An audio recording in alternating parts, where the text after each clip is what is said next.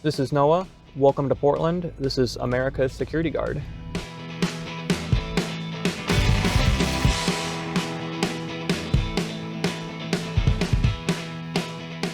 The best belts that work for security, I would recommend either a 511 belt or a Safe Life belt, which is what I use.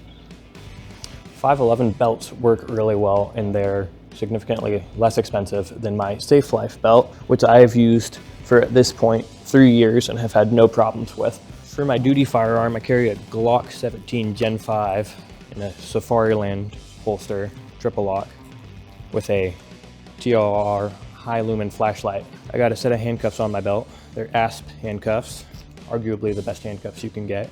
A little spendy, but worth it. On the front of my belt, I got a Safariland triple mag holster with 3 Glock mags. On my right side, I have my OC spray, which is going to be Saber Red, which in my opinion is the best pepper spray you can buy. Got my baton, its holster. It's a cheap baton, I'm not going to lie. Got my flashlight on my backside. Small little flashlight, real nice. And I got my tourniquet. I would say what determines what you should be putting on your belt and your vest is weight.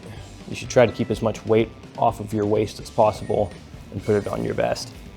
The reason why would be to save your hips and your back. At this point, my belt doesn't really get in the way because I've worn it as long as I have, and I have my gear set up in such a way that it doesn't affect my mobility.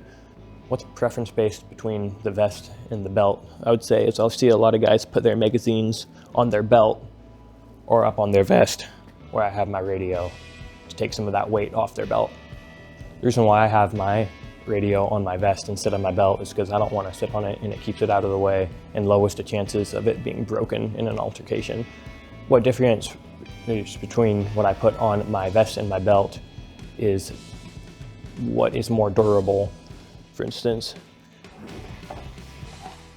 magazines, baton, firearm, tourniquet, and flashlight will not break if I'm rolling around with somebody. I've been a security guard for 3 years, and I've changed the layout and the loadout of both my vest and my belt significantly over the time since I have first started, in ways that have tremendously saved my hips and my back. You also build up a tolerance after wearing it for as long as you do. Sometimes you wear it for 10, 12 hours a day, and at this point, I don't even notice it.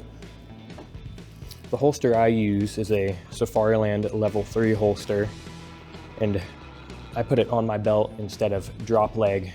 Total matter of preference. It's more comfortable to me. I also like it for when I'm sitting in my car. I can get to it easier if I need it. I know Safarilands are expensive, but you're paying for the quality, especially if you're going to be doing security for a long time. It is well worth the money. The holster I got is about $175.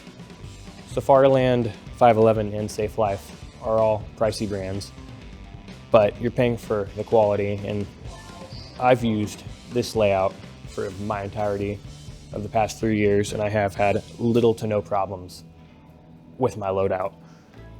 For new security guards coming into the field, it might be cool to put lots of stuff on your vest and belt, but you don't want to overdo it. It may look cool, but the practicality of it is not there. I don't know, because I've seen people do that. At the end of the day, it doesn't matter how much you spend on your belt. What matters is that it's comfortable and works for you. At the end of the day, you're going to be spending a lot of time in your gear, and you want it to be comfortable. And if you have the funds, improve it, because when you need that gear, you're going to need that gear. Of course, my belt is set up for my preference. We'd like to know what you guys run on your belt and vests in the comment section below. If you wouldn't mind giving a like and follow, and peace.